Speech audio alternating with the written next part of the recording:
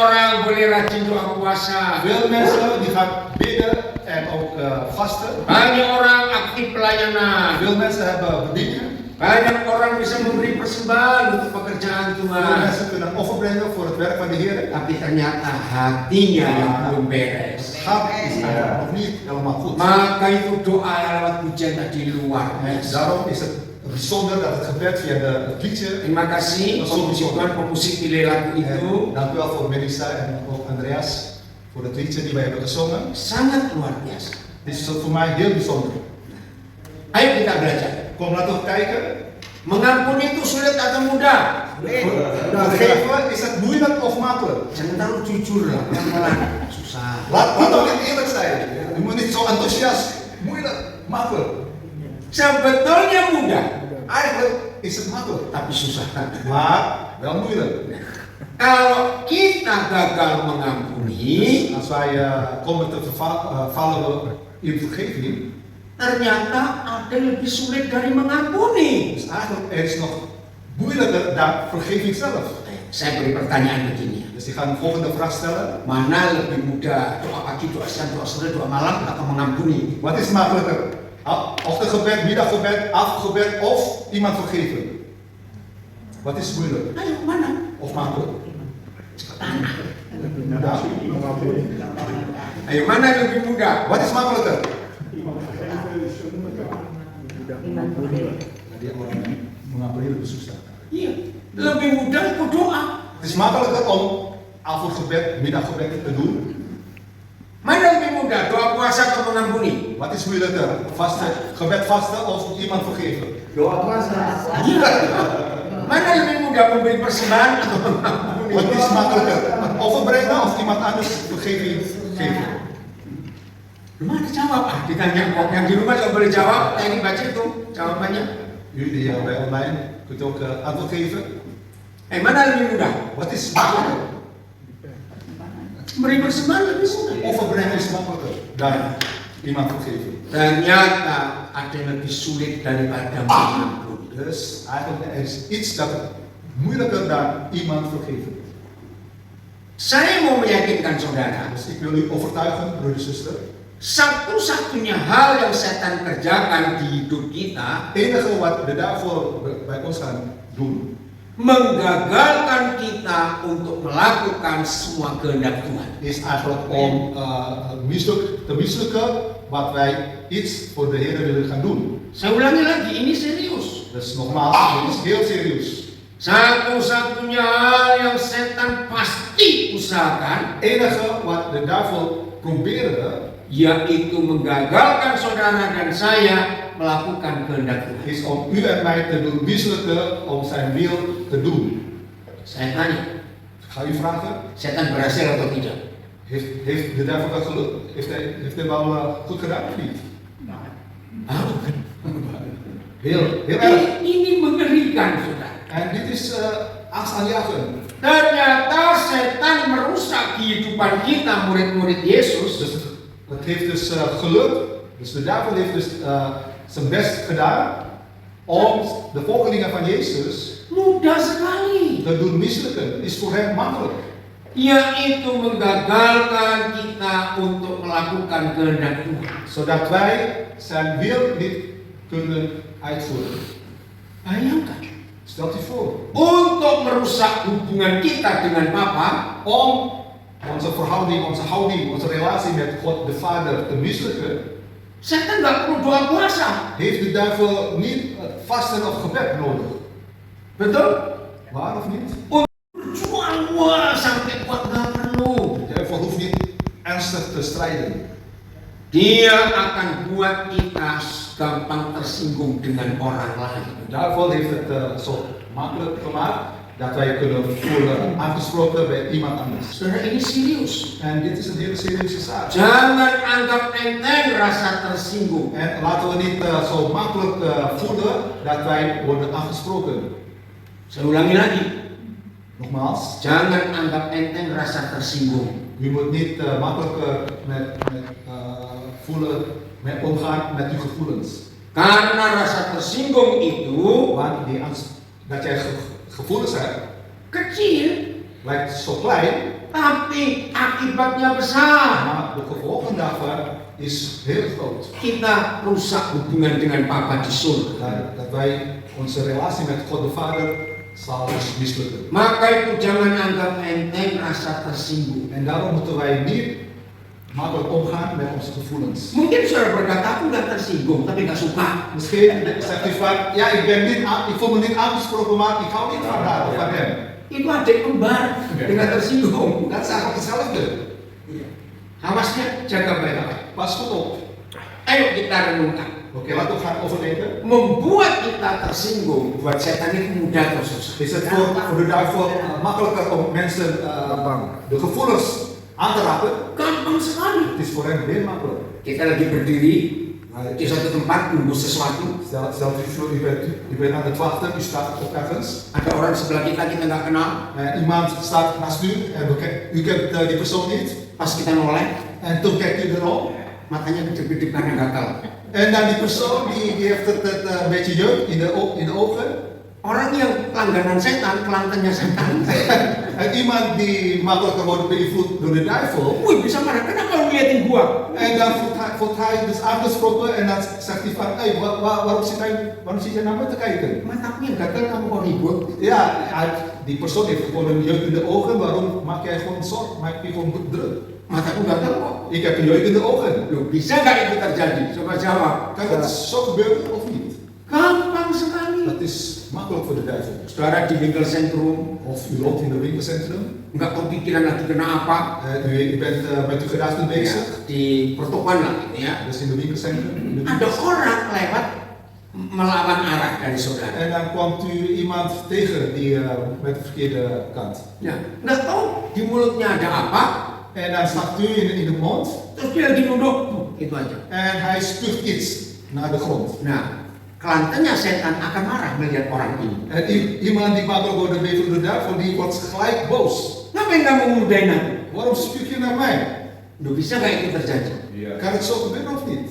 Maka itu selama saudara masih punya hati suka tersinggung, En daarom, als u makkelijk wordt aangesproken met die gevoelens, sepanjang hari setan bisa buat hatimu tersinggung ratusan kali. kan de duivel makkelijker om met je gevoelens de hele dag bezig met je gevoelens. Kalau setan nggak bisa pakai orang lain menyinggung hatimu, Als de duivel niet iemand anders kan gebruiken om u aan te spreken, tuh setan bisa pakai anjing nyinggung kamu.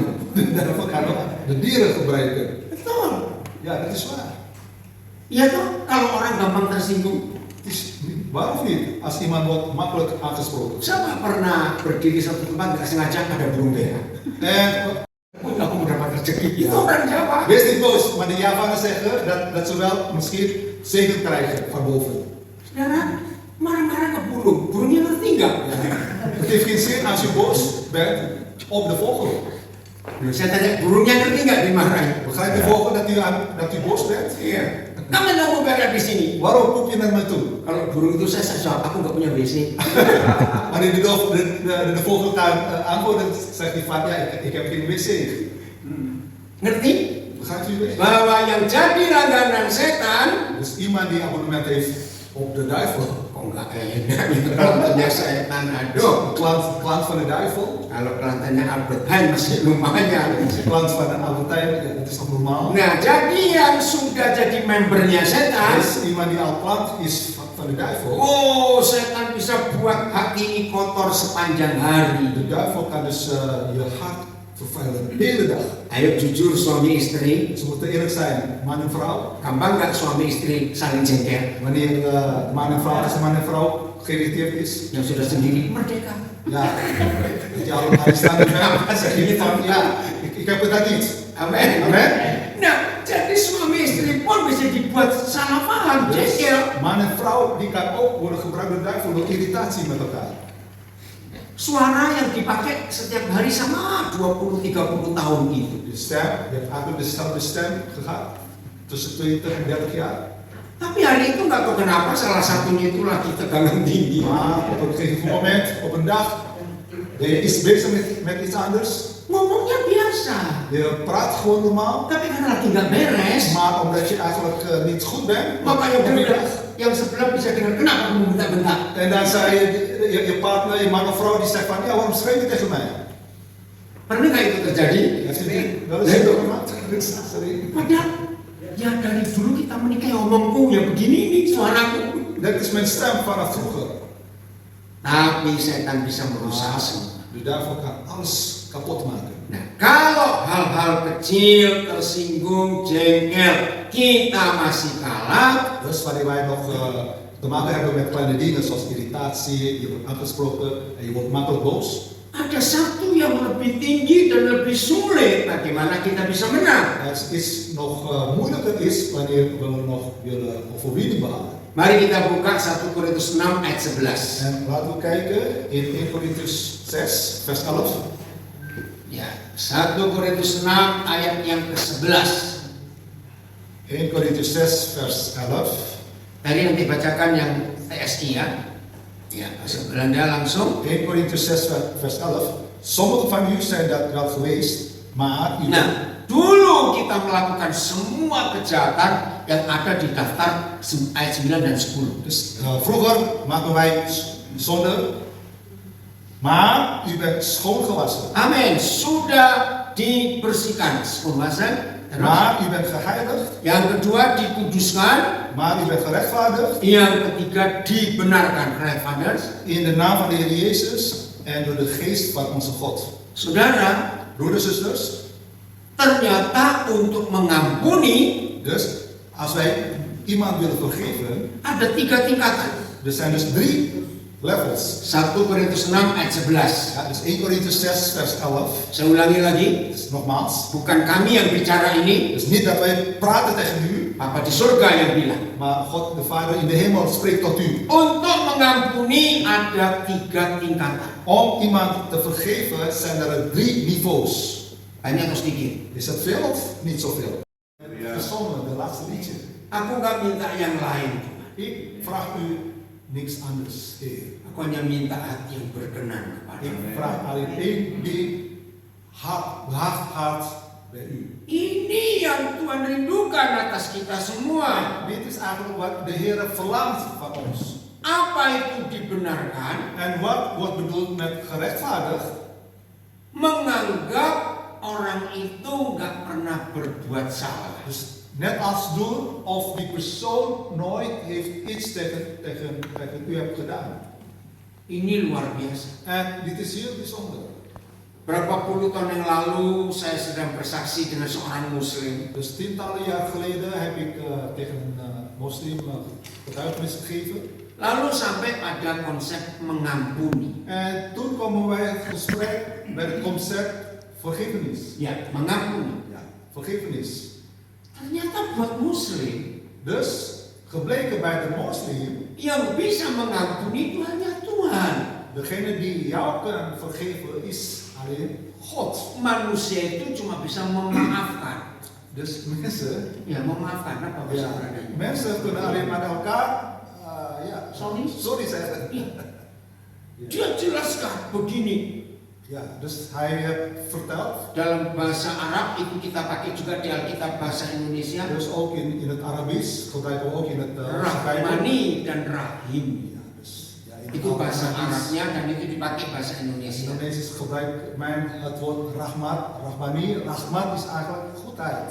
Rahimi itu yang melahirkan. Dus rahimi betekent dat het wat er uitkomt.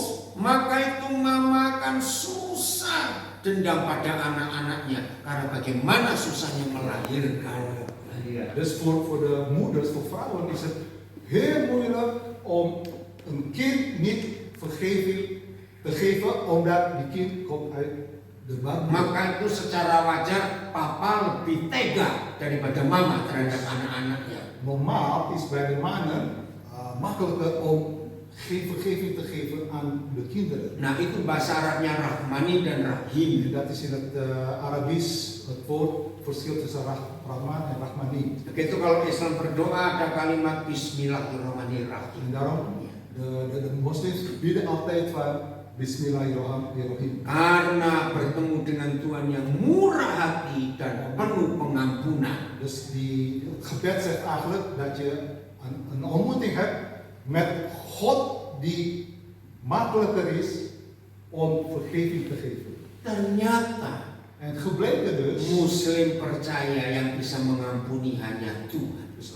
bij moslim is het zo dat alleen God die mensen kan vergeven. Tapi Tuhan Yesus mengajar kita luar biasa. Maar de Heer Jezus die geeft ons iets andere optie, een andere leer. Ampuni yang berbuat salah kepada kamu. Vergeef iemand die anderen jou hebt gedaan. Ternyata ada yang lebih tinggi daripada mengampuni. Dus eigenlijk er is iets hoger dan die vergevenis zelf. Tuhan berharap De Heer hoopt semua kita yang mendengar pengajaran ini sekarang, alle mensen waar u nu zich bevindt, die deze leer hoort, baik yang di Rotterdam maupun ikuti via online, de preek dat u hier bent en dan wanneer u overal online aan het volgen. di sosial media saya ada 5.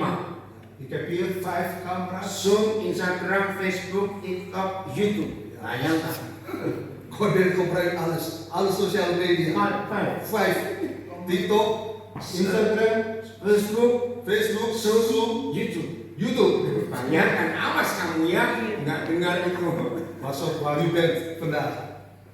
Jadi mengampuni saja ternyata belum cukup. Dus vergeef. Membebaskan. Wij zijn verplicht om iemand anders te bevrijden. Nggak dilarang. Amin. Berat. Harus bisa. U moet kunnen. Karena ini sasaran iblis. Want dit is het doel van de duivel. Supaya kita nggak punya hubungan dengan Papa di surga. Zodat wij geen relatie hebben met God de Vader in de hemel. Saudara, kekristenan adalah satu-satunya agama di dunia ini. Het christelijke geloof is de enige godsdienst, religie in de wereld. Bahwa hubungan kita dengan Tuhan Dat onze relatie met God sangat ditentukan oleh hubungan kita dengan sesama kita. wordt eigenlijk bepaald door onze relatie met onze medemens. Kalau yang lain, Dus bij andere religies, aku nggak peduli dengan orang lain, pokoknya aku rajin ibadah. ik heb niks mee te maken met iemand anders als ik maar goed met God.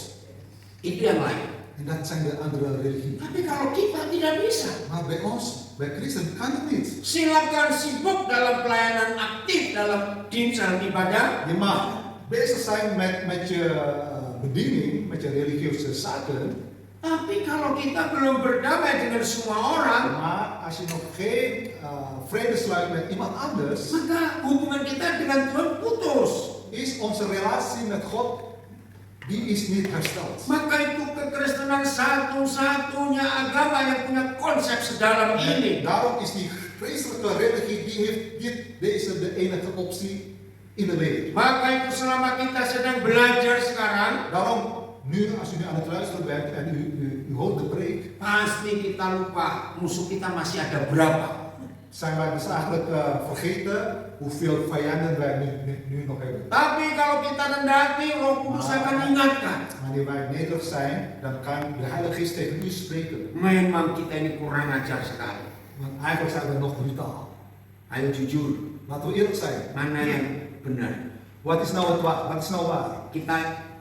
Kita utang orang atau orang utang kita? Yang kita ingat yang mana? Yang ngatur. Welke schuld herinnert u? Dat wij iemand aan de schuld hebben of iemand aan de schuld willen ons? Saya jawab dia macam pura-pura.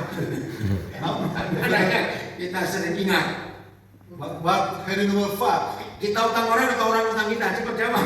Staan wij de schuld bij iemand anders of andersom?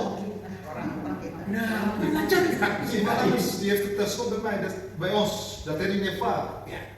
Yang kedua, En de tweede, kita lebih mudah lihat salah diri sendiri atau lihat salah orang lain. is het makkelijker bij ons dat wij de fouten ligt bij ons of bij iemand anders? Itu kurang ajarnya kita ini. En dat is eigenlijk wat het niet eerlijk is bij ons. Maka itu setan sangat mudah merusak hubungan kita dengan Bapa. Daarom is het bij de duivel zo makkelijk dat hij onze relatie met God de Vader kapot maakt. Jangan berkata gini, saya tuh ngampuni, saya tuh nggak punya musuh. Daarom moet u nooit zeggen, ja, ik heb geen vijanden, ik kan makkelijk vergeven. Cuma malas ketemu.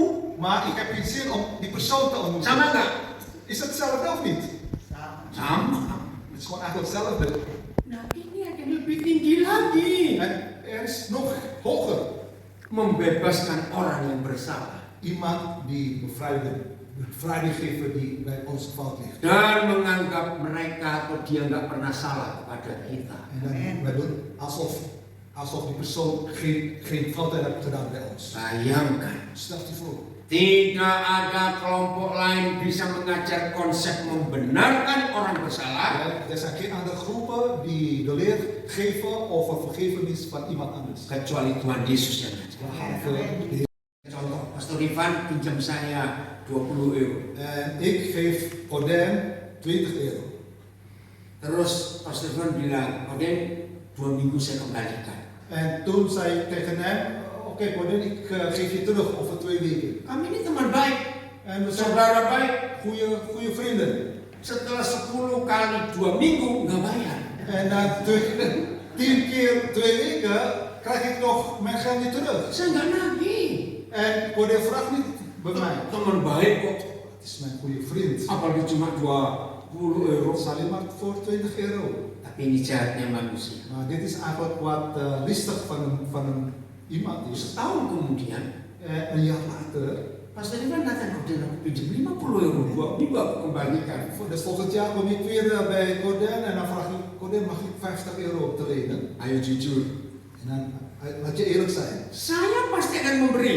Ik zal geven, Nah, cuma 50 euro. ja, is alleen maar 50 euro. Tapi ini jahatnya manusia. Maar wat het listig van een mens is, Muncul apa di sini?